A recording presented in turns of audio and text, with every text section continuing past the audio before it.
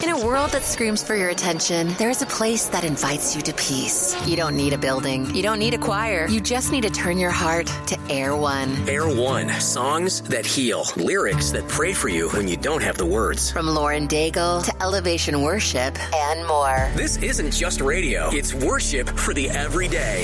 Escape the noise and worship now. Download the Air One app. Ask your smart speaker to play Air One or visit air1.com. Air One. Worship now. Each week on Culinary Confidential, Christina Cates, a seasoned foodie who has worked at some of New York City's top restaurants, will share her passion for the culinary world. Whether you're a professional chef, a restaurant enthusiast, or a lover of good food, Christina dives into the heart of hospitality, exploring the trends, triumphs, and challenges facing the food service profession. And you won't want to miss her chats with some of the most interesting and influential industry voices. And now, please take your seat at the table as Culinary Confidential with Christina Cates starts now, exclusively on AM 970, The Answer. Good evening and welcome to Culinary Confidential. I'm Christina Cates, and tonight's conversation is one that feels especially meaningful. This July, we are celebrating Americana all month long in honor of America's 250th anniversary, a whole series dedicated to the people, traditions, grit, resilience, innovation, and stories that make this country extraordinary. And it really is extraordinary. Tonight's guest represents all of that in a very real way. Because when we talk about Americana, yes, we talk about barbecue and whiskey and diners, regional cuisine, roadside stops, and the evolution of American food culture. But we also talk about service, sacrifice, community, and leadership, and the people who have dedicated their lives to something greater than themselves. Tonight's guest is someone millions of people can identify, as he is one of the most recognizable culinary personalities in America, Chef Robert Irvine. Robert is a world-class chef, an entrepreneur, and a tireless philanthropic supporter of our nation's military through his programs and initiatives with the Robert Irvine Foundation. Formerly, as the host of Food Network's hit show, Restaurant Impossible, he gave struggling restaurateurs a second chance to turn their lives and businesses around in over 300 episodes across 22 seasons. But what makes Robert Irvine so compelling isn't just the television success or the global recognition. It's that he has used food as a vehicle for service. Long before giving back became trendy branding language, Robert Irvine was showing up on military bases, feeding troops, supporting veterans, and reminding people that hospitality is not just about luxury, it's about dignity, because food has always meant more than what's on the plate. A shared meal can become comfort, healing, and connection, and for many veterans transitioning back into civilian life, connection can be life-changing.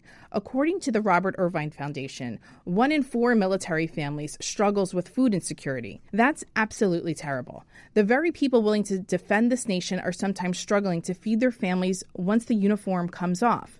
And that's part of why the work Robert Irvine does matters so deeply.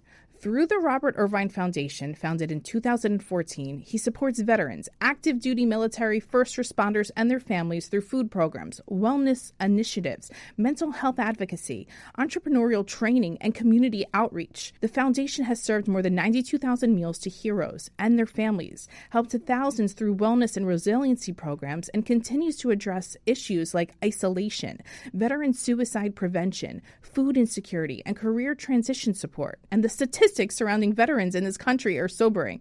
There are more than 18 million veterans currently living in the United States. Many face challenges that most civilians never fully see: mental health struggles, difficulty transitioning into civilian careers, physical injuries, PTSD, financial instability, and often the feeling that once the parade is over, they've been forgotten. But Robert Irvine has made it part of his life's mission to ensure they are not forgotten. And I think that's such an important part of this Americana series, because patriotism isn't performative. It's not just flags and fireworks. It's service, it's showing up, community, gratitude in action. And Robert Irvine embodies that. Now, of course, he's also built one of the most fascinating careers in modern food media. From restaurant transformations to television hosting to culinary entrepreneurship, he has become very synonymous with intensity, discipline, precision, and accountability. But underneath all of that is somebody who fundamentally understands hospitality, and hospitality at its best is deeply American. This country was built around gathering, breaking bread, neighborhood diners, church suppers, backyard barbecues, 4th of July cookouts, military camaraderie, family recipes passed down through generations. Food tells the story of America perhaps better than anything else, and tonight we're diving into all of it. Robert Irvine's journey, his military advocacy, the Robert Irvine Foundation, leadership, what America gets right, where veterans still need support, and why food remains one of the most powerful tools for healing and human connection. So wherever you're listening tonight, in your kitchen, in your car, at work, at home, maybe even grilling outside on a summer night, stay with us, because this is more than a conversation about food. This is a conversation about purpose. Chef Robert Irvine, welcome to the show. What an incredible honor it is to feature you this evening. Tonight's episode is part of our Americana month, celebrating America's 250th anniversary. And honestly, this conversation could not fit the theme more perfectly.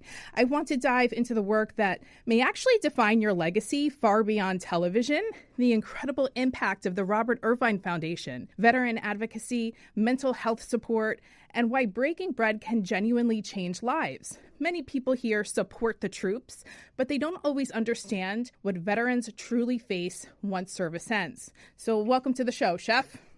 Thank you very much. It's great to be here. So what was the turning point that made you realize you wanted to dedicate so much of your life to veteran advocacy?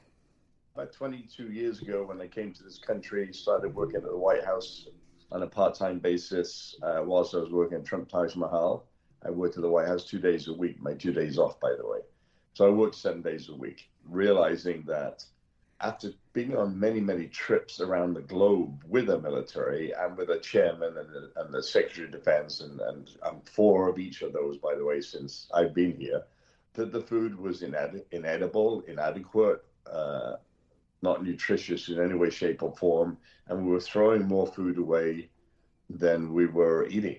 And that became my lifelong journey as a chef to change that.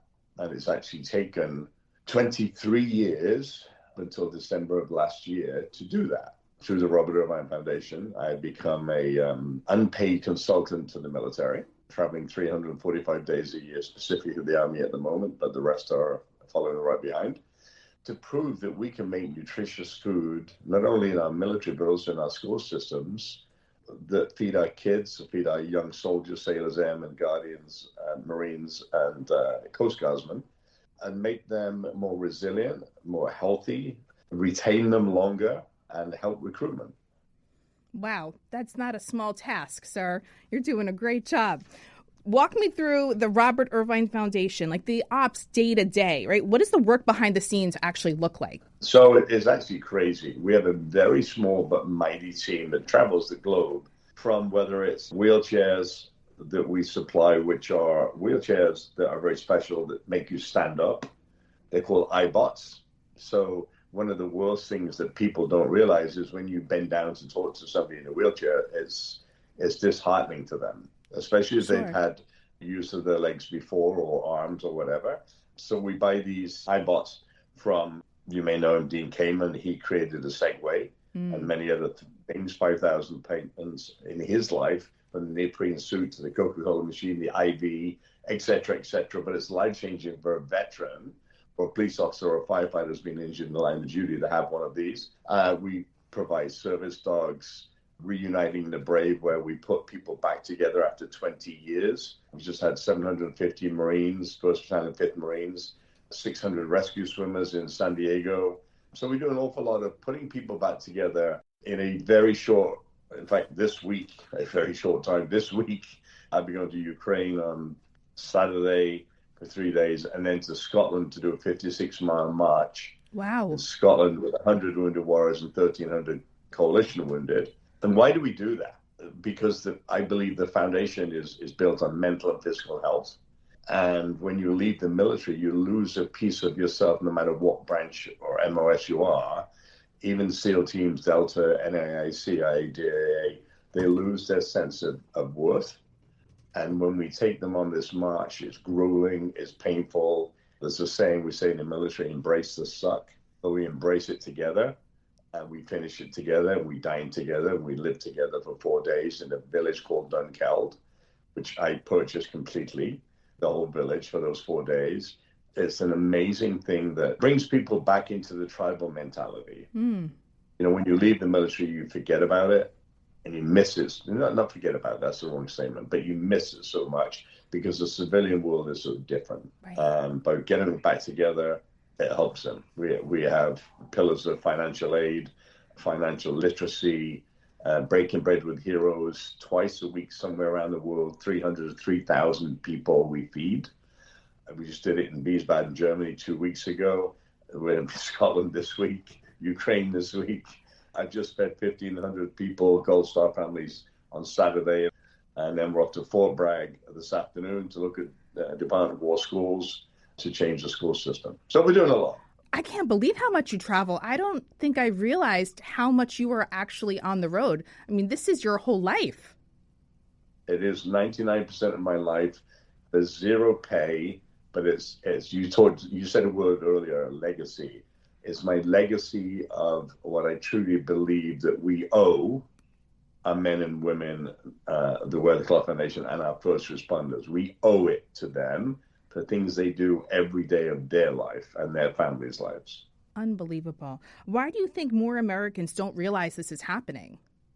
So I'm working on that right now. SNAP benefits in military, we call it the Smart Food Program. On the outside, we call it SNAP benefits, Supplemental Nutritional Assistance Program. I have put something in front of the president and the team to fix it immediately. We're going through economic forums and back and forth every day the last month. We're looking to fix that for good, but we feel that we can give our military and our non-military folks 4 times the benefits they have and save the government $100 billion at doing it. Well, we like to hear that. That's amazing. Yeah. All right, you've spent time directly on bases and with veterans face to face. What realities would surprise civilians the most? I think, well, I want to go a little bit deep in that because America forgets that we've had 18 years of war and then World War I, World War II, Vietnam, et cetera, et cetera. But recently, 18 years of war. And because it's not in the news every day, we forget we have a military. Yes, we hear about Iran and we hear about planes and we hear about fury, epic fury and all these things. But the majority of America has forgotten that we have the military that gives their freedom every day. I think sometimes the military feels that. Each individual one of 2.7 million of them, from the National Guard, Reserve, active duty men and women, their families. I don't think America has to get better. 9/11, we came together as a country, and I think we need to do that again to support our military men and women and our first responders. Let's not forget first responders, because they're running into buildings and running into crime scenes and getting shot at every day, and more violence, as you can see through the last couple of years. And I would say that, no, don't thank you for my service. Buy me a cup of coffee and tell me I'm doing a great job. I want those that are not serving, even though we have a lot of DOD service people that are prior service. I think sometimes you're in a store and you see food go through the cash register and somebody can't afford it. You may not know that's a soldier, a sailor, airman, or not. And you can afford to pay for it, pay for it. Even in the tough times that we have, I say it all the time. I do it all the time. Our teams do it all the time. It may be for a child that's not being fed.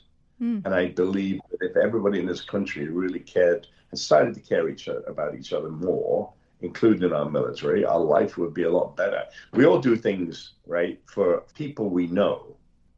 I'm saying, that's great, keep doing that, but do something for one person you don't know every day, and our world will be a better place. I love that. Like, pay it forward a little bit, All right, you've said service changes people forever. How did it change you?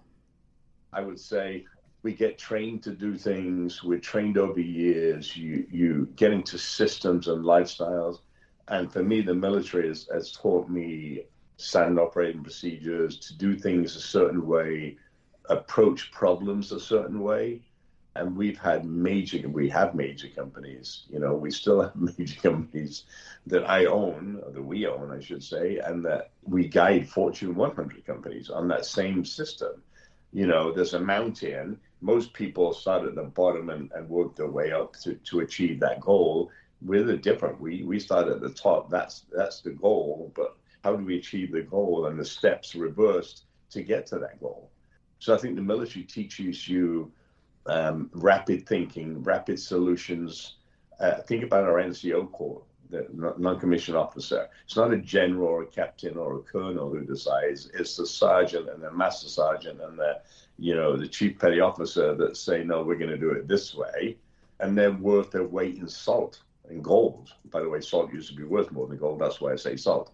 Because we're trained to lead and we're trained to adapt and overcome. And I think that's what the military has taught me and how I'm so successful in my career still to this day.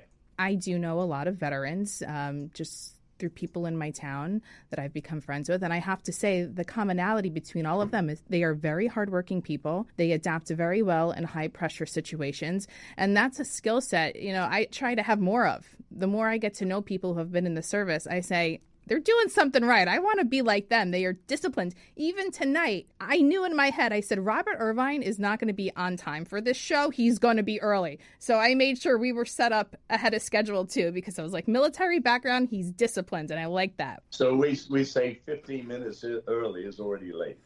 I agree with that. Absolutely. I like that.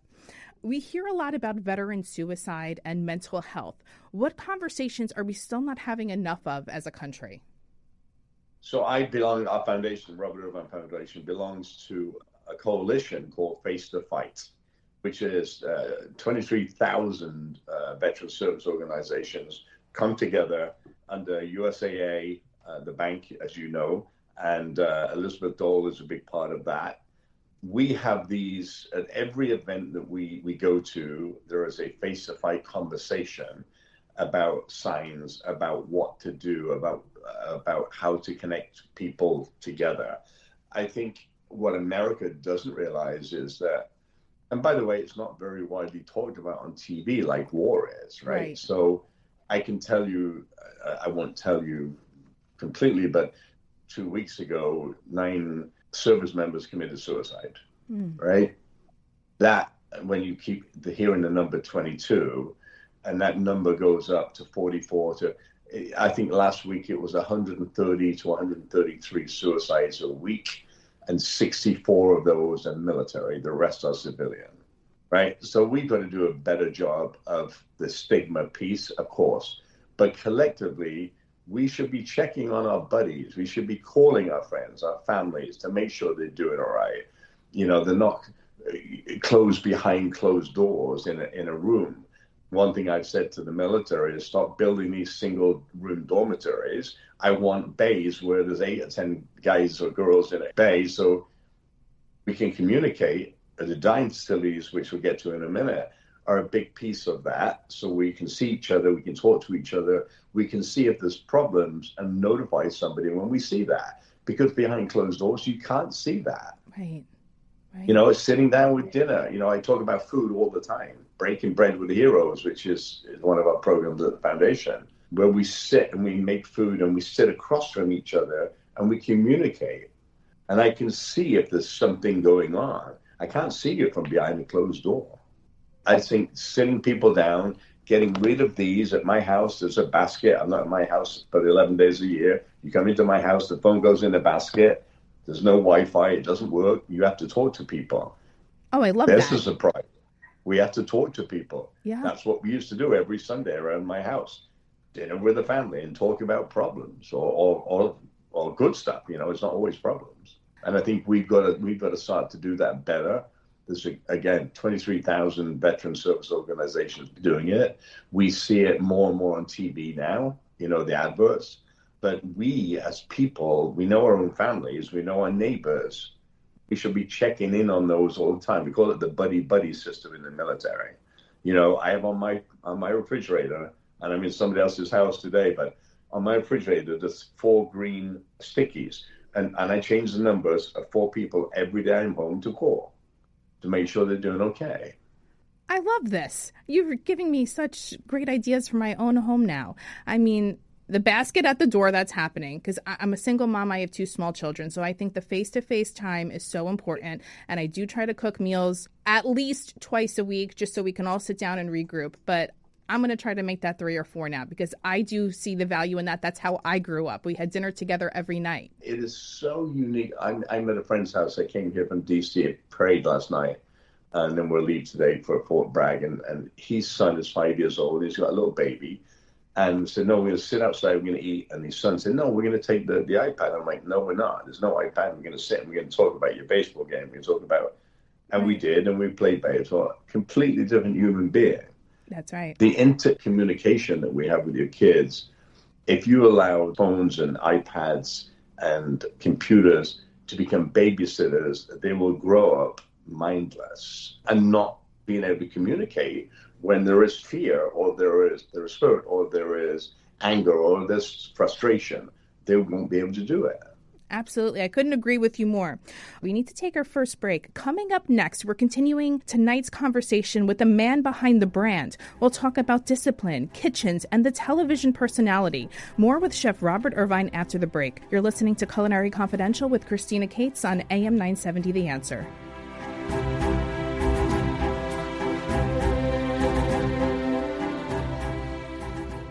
Over the last 30 years, Newman Ferrara, a New York City law firm, has evolved into a national practice focused on real estate, commercial, litigation, civil rights, class actions, and other complex litigation, representing many of the city's largest property owners, managing agents, and thousands of tenants. Newman Ferrara handles some of the nation's most significant class actions and civil rights matters. Newman Ferrara at 55 East 59th Street, New York City. Go online to newmanferrara.com.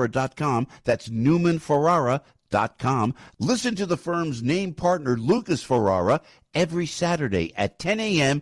on Dottie Herman's longest-running real estate radio program, Eye on Real Estate on AM 970. A real estate lawyer for 35 years, Lucas is a professor at New York Law School and is also a published author with books on real estate and New York's landlord-tenant law. Tune in Saturdays at 10 a.m. to hear Lucas's unique perspective and advice on Eye on Real Estate. Welcome back to Culinary Confidential with Christina Cates on AM 970, The Answer. Welcome back to the show. Tonight we continue our Americana series celebrating America's 250th anniversary. And joining me again is celebrity chef, television personality, entrepreneur, and veteran advocate Robert Irvine. Robert, so many people know the television personality, the intensity, the standards, the transformation stories. But I really want to start with the human being behind all of it. Welcome back to the show. Thank you. Okay, your career has become synonymous with discipline and accountability. Where does that mentality come from? As a young kid, my parents were, my father was in the military, the army. My mother worked all day. I was in the Sea Cadets from the age of 11. I think that's a natural progression of those three things. I live my life the same way you see that guy on TV. I'm no different to the President of the United States as I am to you or to anybody else. If I'm frustrated with you, you'll know it and you'll know why. And if I'm not, and I'm happy, you'll know that also. I don't think there can be a difference in the person you are one day to it. I've just had 1,500 kids, and I've known them since they were, 1 or 2 years old to 18 years old, Gold Star families. They know me from television. They know me from cooking for them, playing with them, rolling on the ground with them. There can't be a difference. You have to be consistent all the way through. And I'm consistent with everybody that I talk to. You do your job great. If you don't, I will find you and you'll know about it. And I just had that conversation with a CEO of a Fortune 500 company. I'm holding them accountable for the promise they gave to their employees and to the contracts they have. And if you don't do that, then who are you? You've only got your own intelligence and your own being to make an impact. And my impact is, yes, some people call it mean. I call it intense because I have 48 hours on a TV show to fix your life of 30 years. By the way, with a 70+% fixed rate, the biggest change, $1 million in debt, and then still doing 3.8 million 8 years later. So I take my job seriously. I take people's lives seriously because I'm changing them. Whether it be a service member, be a kid, a business, a Fortune 100 business CEO, the president, it doesn't matter to me. They're all the same. They put the pants on the same. That's right. They may make more money. They may make them more money, but hey, listen, I tell generals all the time, you win wars, you don't run restaurants. I do. All right, well, You let's do take your a job, let temperature me do my today. job. Are we happy or are we frustrated today? I'm in a great mood. Good.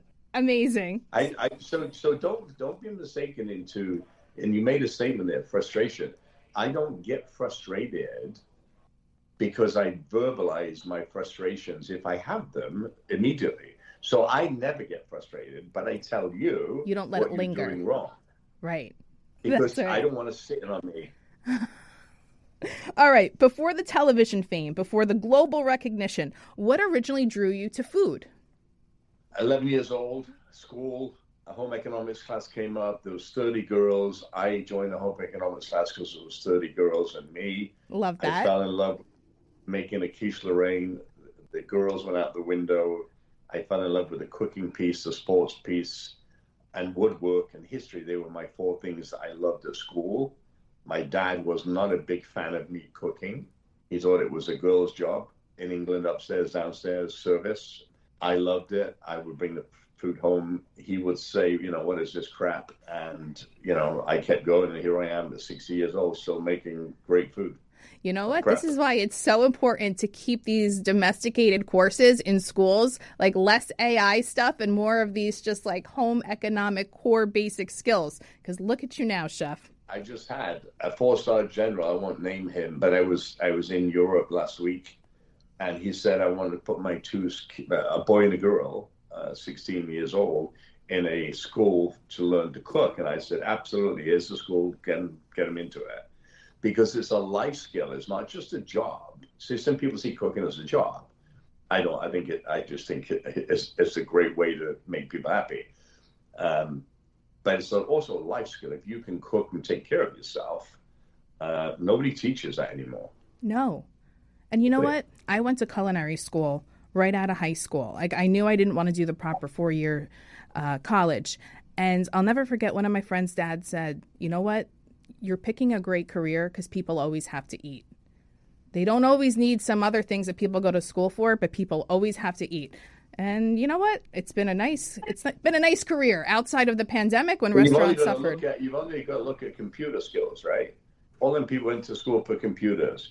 They're done. AI's already taken over the job. You look at pilots. We've got pilotless aircraft, pilotless ships. We've got all these things, but people still have to eat. That's right. Period. No matter what it is. Okay, let's talk Restaurant Impossible. You've walked into hundreds, if not thousands, of kitchens. Can you usually tell within the first 5 minutes whether a restaurant can realistically survive? It's not necessarily the restaurant that you look at. Yes, you can see it's dirty, you can see it's mismanaged, but it's really when I take the paper and the profit and loss statement, I can tell that within 2 minutes what's going wrong.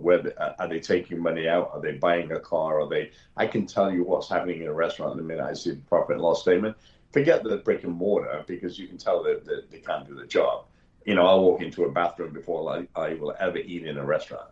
If the bathroom's clean, you'll stay. I'll eat there. If it's not, I won't. I agree with that. Absolutely. Because they're paying attention to that. They're paying attention to the whole front of the house. And it's like the same thing in the kitchen. What's the biggest operational mistake independent restaurant owners make today? I'll tell you what it is, and it's not changing over the last 20 years I've been doing television. For example, you make a sauce or a gravy, and your mom says to you, "Oh, we used to have a restaurant," so you max out credit cards, you lease a restaurant, you bring all your friends in. For the first 6 months, everything's la-di-da-di, lovey-lovey. You give them all the drinks and whatnot for free, and then you call me because you're $350,000 in debt, right? And that's what happens a lot. Instead of working for somebody, understanding the ins and outs of not only the kitchen, because we've got some great chefs that don't understand business. You have to understand the cost of something, the price that you sell it at, the electricity, the gas, the telephone, all the things that are stationary that never change, dividing by 12, right?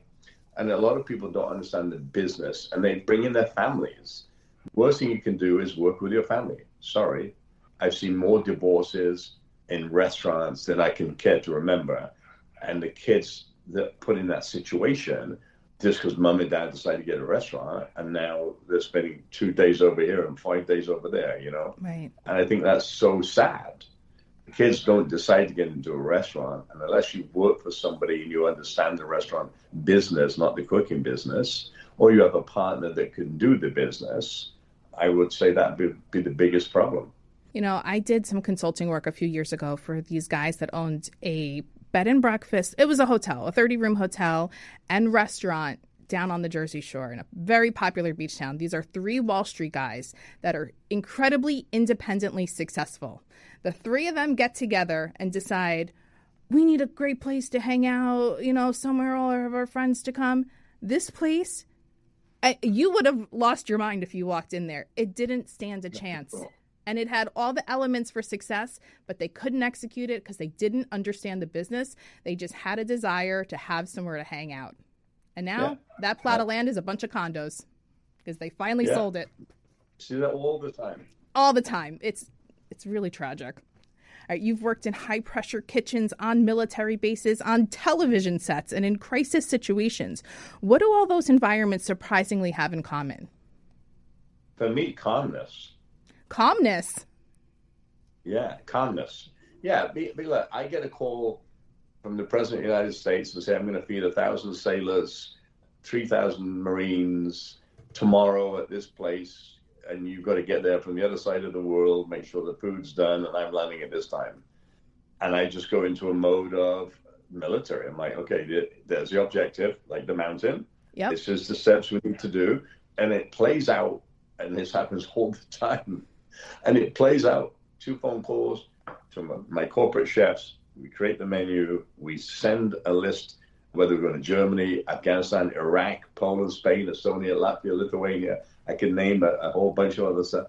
And we make sure the stuff's there when we land. We prep. He lands the next day, and we feed, them people. There's no such thing as high pressure. It's called thought process. And, well, maybe there is. I don't know. It's a process that we have kind of mastered of emergency to move food when we need to move food for forward operating people. Army, Navy, Air Force, Marine Corps, Coast Guard, whatever. We need to move it. We know how to do it. We know how to execute it. So it's more or less a system. It's not a panic. It's okay. I get the call, 2 calls, 4 calls, 6 calls. See you tomorrow. I love it. Okay, unfortunately, we have to take another break. Coming up next, we're ending tonight's conversation with something I love most about Americana: food, tradition, and the emotional role hospitality plays in American culture. More with Chef Robert Irvine after the break. You're listening to Culinary Confidential with Christina Cates on AM 970 The Answer.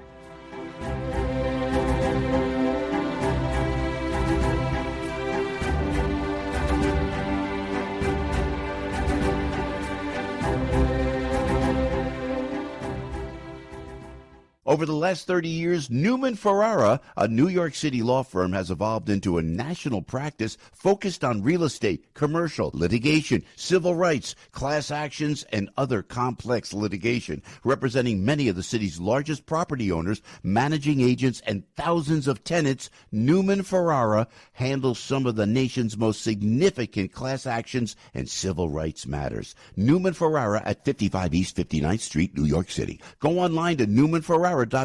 That's newmanferrara.com. Listen to the firm's name partner, Lucas Ferrara, every Saturday at 10 a.m. on Dottie Herman's longest-running real estate radio program, Eye on Real Estate on AM 970. A real estate lawyer for 35 years, Lucas is a professor at New York Law School and is also a published author with books on real estate and New York's landlord-tenant law. Tune in Saturdays at 10 a.m. to hear Lucas's unique perspective and advice on Eye on Real Estate. Welcome back to Culinary Confidential with Christina Cates on AM 970, The Answer. Welcome back to the show. Tonight's conversation with Chef Robert Irvine has already covered service, sacrifice, veterans, philanthropy, and the man behind the brand. But for this final segment, I want to zoom out and talk about something bigger. Because, Robert, whether people realize it or not, you've spent years operating in some of the most high-pressure environments imaginable: military spaces, failing businesses, television, leadership roles. crisis situations, entrepreneurship. And I think America right now is in a moment where people are exhausted, people are overwhelmed and sometimes disconnected. And oddly enough, hospitality professionals are often the ones holding everything together emotionally behind the scenes. So I want this final segment to really explore leadership, resilience, pressure, identity, and what America needs more of right now. What do you say? Welcome back to the show. Well, thank you. That's a whole lot of unpacking there. But I think the first thing we have to look at is empathetic leadership. What does that mean? Yes, what does that mean? What does that mean? It means you have an autistic child, you work with me, you come in one day and you don't seem yourself, and I say to you, what's going on? You tell me, oh, I'm having, issues with Eliza, that's her name. And I said, okay, pack up things, go home, take care of Eliza. What have I done there? Number one, you know that I care about you. Number two, you know I care about your family. Number three, I've created the most loyal employee in history because you'll never leave me because I care about your family. That's right. Number two is trust. Yeah, you have to be able to trust me. Number three, that's what number three is, authenticity. You have to be the same all the time. You can't be up and down and fiery and throwing things and doing things. They're three of the pillars that I believe are essential for success in any industry, not just the restaurant industry, hospitality, in any industry. Because if people know you can help their family, they trust you, and you're always going to be the same and caring, you're going to give me everything. It's not about money.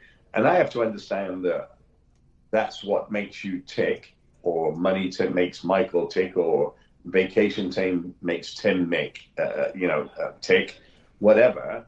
I have to understand the people that work with me and how to get the best out of them. And my job is to train you to take my job. That's my job. It's a lot of people tend to hire Bs when they should be hiring As because they're afraid, they're in fear, their ego, that's the fourth pillar, by the way. Their ego gets in the way. Oh, I don't want somebody as good as me or better than me because then I'm going to look bad. Hey, I'm an A. I've got triple A's that work for me. I'm not afraid of being embarrassed. That's just silly. But we do that because we're fearful that they're better than us. And I think that's what we need more of, leadership that says, oh, I'm 60 years old. I've got a 36-year-old who runs 9 companies, hundreds and hundreds of millions and billions of dollars. Do I trust him? Yeah, I hide him otherwise. There's this trend right now that's been viral on social media with CEOs saying, hire the divas. It used to be frowned upon to hire the divas because they were high maintenance, a lot of work, but they are the ones that take the job very seriously and that will drive the business. And you know what? I feel like I've been misunderstood my whole career because I've always been the diva, but I've had owner's pride in every job I've ever had. All right. I will not agree with you saying you're a diva. I will not agree with hiring divas. What I would say is hire people that are smarter than you, that you trust, respect, and they respect you, because that way you can work together to get things done. Got nothing to do with being high. If you're high maintenance, I don't want you. I don't think you're high maintenance. I just think people have to be listened to. God gave 2 ears and 1 mouth for a reason. You listen twice as much as you talk. And if you listen, you'll find out the issues and the problems. Absolutely. All right. You've received incredible honors, probably too many to list, for your military support and philanthropic work. Which moments have impacted you personally the most? I think every day. Look, I don't do things for honors and accolades and pieces of paper. And I do things because I go to bed at night and I sleep. I sleep really well knowing that I've done something great today.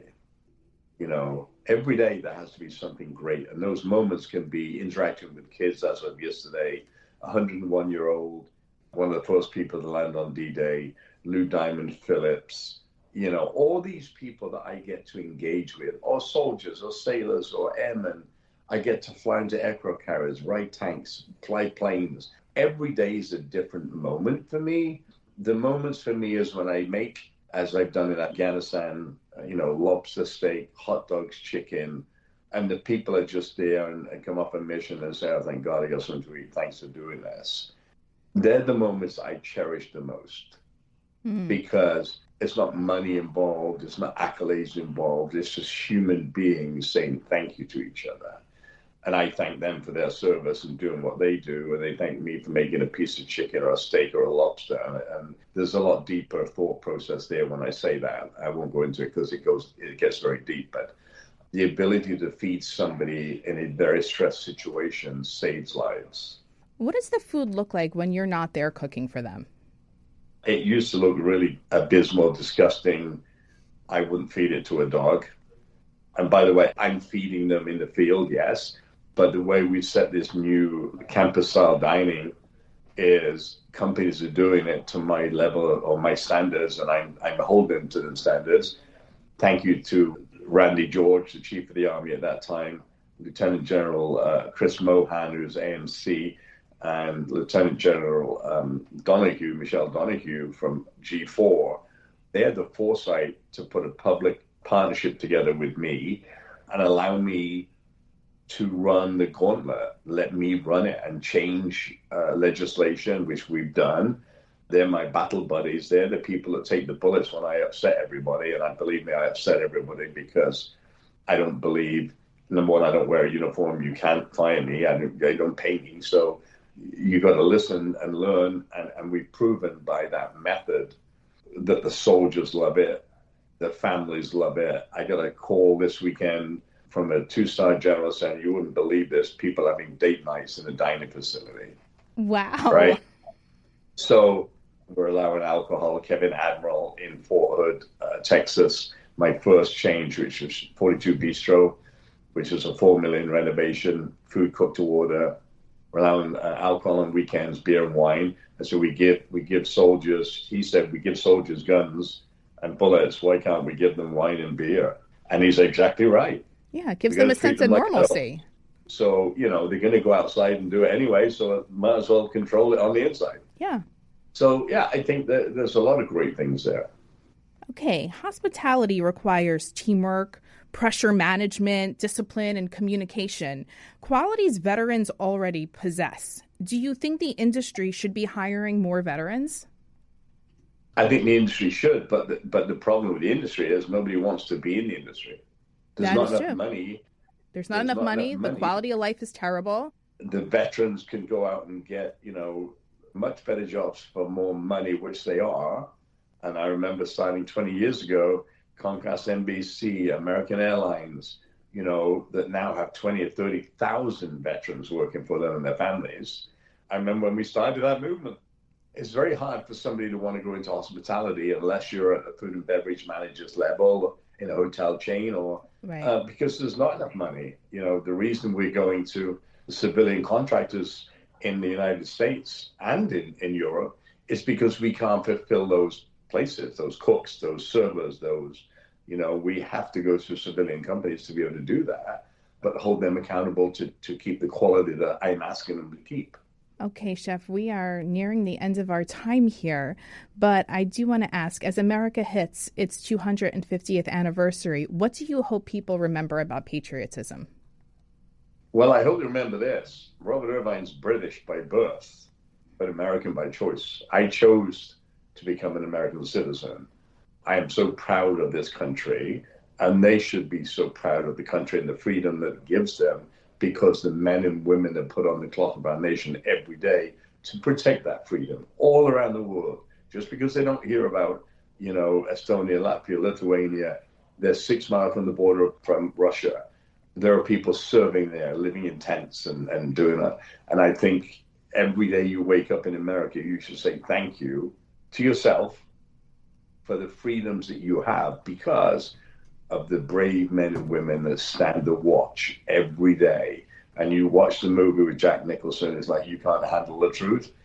America needs to handle the truth that we have 2.7 million people, male and female, across the globe taking care of business so we can do this. Absolutely. Very well said. Chef, thank you so much for your time tonight. And thank you for all that you do all around the world. Really, this has been a very meaningful conversation. Appreciate you. And that brings us to our ingredient of the week. And this week's ingredient is horseradish. Bold, unapologetic, powerful, and impossible to ignore. Much like Robert Irvine himself, horseradish doesn't quietly sit in the background. It shows up with intensity, wakes up the palate, and demands attention. A root vegetable dating back thousands of years, horseradish has long been associated with strength, resilience, and endurance. It's rugged, fiery, and transformative. When grated fresh, it releases that unmistakable heat that hits fast and clears the senses. In many ways, that mirrors Robert Irvine's approach to food, leadership, and life. It's direct, disciplined, and impactful.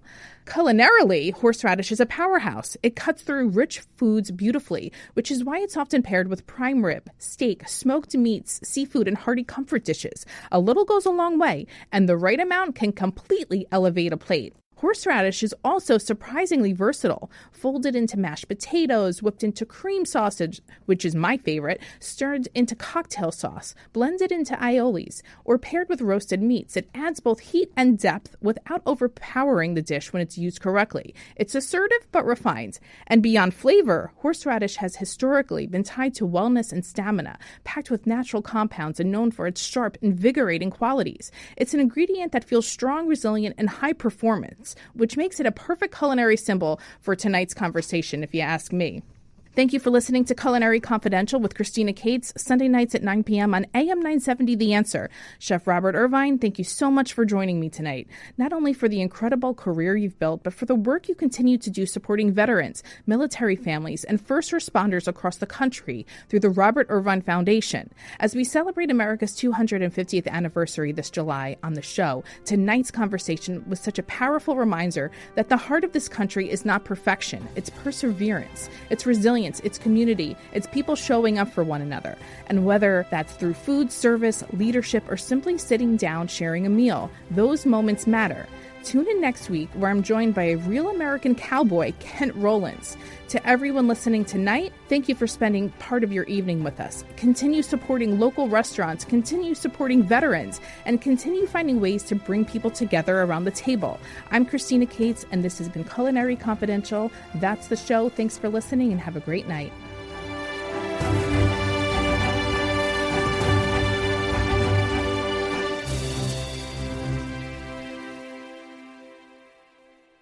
The preceding program is sponsored by Shake It Off Live, LLC. In a world that screams for your attention, there is a place that invites you to peace. You don't need a building. You don't need a choir. You just need to turn your heart to Air One. Air One, songs that heal, lyrics that pray for you when you don't have the words. From Lauren Daigle to Elevation Worship and more. This isn't just radio. It's worship for the everyday.